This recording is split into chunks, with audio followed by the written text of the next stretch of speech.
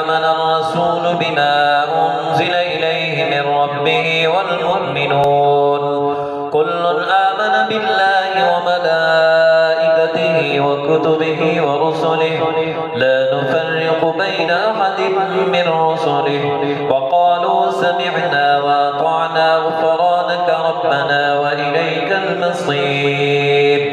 لا يكلف الله نفسا إلا وسعها لها ما كسبت وعليها ما اكتسبت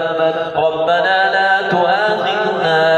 إن نسينا أو أخطأنا ربنا ولا تحمل علينا إصرا كما حملته على الذين من قبلنا